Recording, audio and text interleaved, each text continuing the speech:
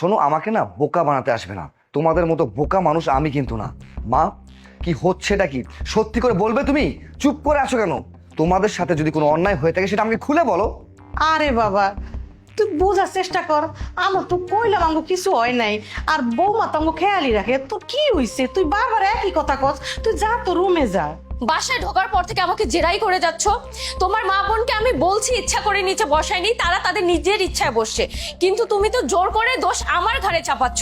আরে বাবা, তোমার মা বোনকে আমার মা বোন না? আর তাছাড়া তাদের নিজের মুখেও শুনছো আমি তাদের যথেষ্ট সেবা যত্ন করি, আদর করি, ভালোবাসি। তারপরও তুমি নিজে থেকে এমন ভাবে ভান করতেছো যেন তাদেরকে আমি সবসময় টর্চার করেই যাই, তাদেরকে খেতে দেই না, পড়তে দেই না, ভালো রাখি না, তাই না? এই, তোমার সমস্যা কি হয়েছে বলো তো আমাকে। আমার কেন জানি আমার মা আমার বোন কারো কথা বিশ্বাস হচ্ছে না। বলো সত্যিটা। বুঝতে পারছি ভাইয়া, আপনার বাইরে অনেক কাজের প্রেশার।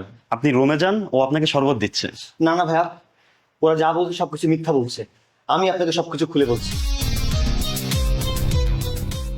ভাইয়া, আমি প্রথম থেকে যেদিন থেকে আসছি সেদিন থেকেই দেখছি আপু মা আর আপুর উপরে অনেক বেশি অত্যাচার করে, বাড়ির সবকিছু কাজকর্ম করায়, অথচ ঠিকঠাক মতো খাবারটাও দেয় না ভাইয়া। কি আবল তাবল বকতিছো? বুঝতে পেরেছি। আসলে কি হয়েছে জানো, আমার কাছে না ভাইয়া একটা ফোন কিনে চেয়েছিল। আমি বলছি আমার হাজবেন্ডের টাকা আমি এরকম অহেতুক উড়াতে পারবো না, নষ্ট করতে পারবো না। আমার হাজবেন্ড অনেক কষ্ট করে ইনকাম করে, দিতে রাজি হয়নি তো, তাই ভাইয়ার মাথাটা কেমন হয়ে আসছে। তখন থেকে আমার সাথে উল্টাপাল্টা কথা বলতিছে, আর ওই জিদটাই তুলতিছে। তুমি কিন্তু ভাইয়ার কথা বিশ্বাস করো না। তুমি তো ভালো করে জানো আমি কেমন, তাই না? আর একটা মিথ্যা কথা বলার চেষ্টা করবে না। অনেকক্ষণ ধরে সুন্দর মতো তুমি নাটক সাজানোর চেষ্টা করছিলে। কি ভেবেছিলে, হ্যাঁ? যে আমি কোনো কিছুই বুঝতে পারবো না, আমি কোনো কিছুই জানতে পারবো না? আমার অগোচরে তুমি দিনের পর দিন আমার মা আমার বোনের সাথে এত খারাপ ব্যবহার করেছো, তাদের সাথে তুমি এত অন্যায় করেছো, আর তুমি বলছো তুমি কোনো কিছুই করোনি। আহারে, কতটা বিশ্বাস করতাম তোমাকে, কতটা ভালোবাসতাম তোমাকে। আমার টাকা পয়সা অর্থ সম্পদ সব কিছু আমি তোমার হাতে সঁপে দিয়েছি, যাতে করে তুমি আমার মা আমার বোনকে একটু আদর দিতে পারো, তাদেরকে ভালোবাসতে পারো। কি চেয়েছিলাম তোমার কাছে বিনিময়ে? আমি অনেক কিছু। সব সময়ের জন্য একটা কথা বলেছি, আমার মা আর আমার বোনকে আগলে রেখো, তাদেরকে ভালোবাসা দিও। কিন্তু কোথায়? আমি একটা ভুল মানুষের কাছে ভুল আবদার করে বসেছিলাম, আর আমি ভেবেছিলাম আমার বউ হয়তো এই পৃথিবীর সর্বশ্রেষ্ঠ মানুষ। এত বড় জঘন্য হবে তা আমি কখনো কল্পনা করিনি। যে মা আমাকে ছোট থেকে বড় করেছে, সেই মাকে তুমি নিচে বসে খেতে দিয়েছো, তাকে শুধু রুটি খেতে দিয়েছো, আর তুমি তোমার লাক্সারিয়াস লাইফ লিড করছো, রাইট? আর সেটাও আমার টাকায়। অনেক হয়েছে, হ্যাঁ, অনেক হয়েছে। তার মানে এই নাটক তুমি দিনের পর দিন করে গেছো, আর আমি শুধু ধোকার মধ্যে ছিলাম। যে আমার মাকে সম্মান করতে পারবে না, যে আমার বোনকে ভালোবাসতে পারবে না, তার মতো মেয়ের সাথে অন্তত আমি আর সংসার করতে চাই না। কি ভেবেছিলি তুই, হ্যাঁ? তোর এই ভাইকে নিয়ে এসে সুন্দর মতো নাটক সাজিয়ে সব কিছু সুন্দর মতো চালিয়ে যাবে, আর আমি কোনোদিন কিছু বুঝতে পারবো না? শোন, সত্য যেখানে থাকে না, সেখানে রক্ষা করার মতো অনেক মানুষও থাকে, আর সেই সত্যকে রক্ষা করছে তোর নিজের ভাই। তাহলে চিন্তা করে দেখ, নিজের বোনের সম্বন্ধে এত বড় কথা বলার আগে তার বুক একটা বারের জন্য কাঁপেনি, কারণ তুই ছিলি একটা মিথ্যাবাদী, ছলনাময়ী।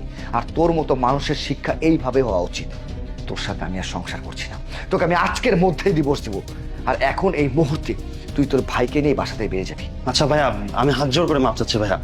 যা হয়েছে আমরা ভুল করেছি, আমার বোনটাকে প্লিজ আপনি ডিভোর্স দিয়েন না, সংসারটা ভেঙেন না ভাইয়া। Shut up! আর কোনো কথা বলবে না, না তুমি কোনো কথা বলবে না তোমার বোন।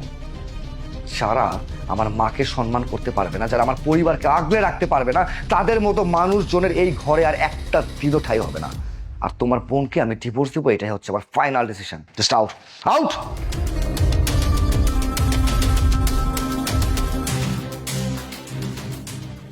আজকে আপনার সততা দেখে আমি সত্যি অনেক মুগ্ধ হয়েছি। আপনাকে যে কি বলে ধন্যবাদ দিব আমার ভাষা নেই। তবে এইভাবে তো সত্যকে সাপোর্ট করা, এটার জন্য কিন্তু অনেক বড় একটা হৃদয় লাগে। আপনার নিজের রক্তকে আপনি অস্বীকার করে সত্যকে সামনে এনেছেন। আপনাকে অসংখ্য ধন্যবাদ আমার মা আর বোনের জীবনটাকে সেভ করার জন্য। ভাইয়া, আসলে আমি যেটা করেছি মনুষ্যত্বের দিক থেকেই করেছি। আর যেটা অন্যায় সেটা অন্যায়, অন্যায়কে সবসময় অন্যায় বলতে হবে। আর আমার বোন হোক বা যা হোক, অন্যায়কে কখনো ছাড় দেওয়া যাবে না। আর আমার মনে হচ্ছে যে এটাকে আপনার সামনে অবশ্যই তুলে ধরতে হবে, না হলে আমার বোন সারা জীবনই আপনার অগোচরে আপু আর মায়ের উপর এভাবে অত্যাচার করেই যেত। ভাইয়া, বাবা, তুই এটা কি করলি? আমাদের লেগে তোর সংসারটা তুই ধ্বংস করে দিলি। মা, আমি যেটা করেছি একদম ঠিক কাজ করেছি। বউ গেলে বউ পাবো মা, কিন্তু মা গেলে কখনো মাকে পাবো না। আর আমি এমন বউ চাই না যে আমার মাকে আমার বোনকে সম্মান করতে পারবে না।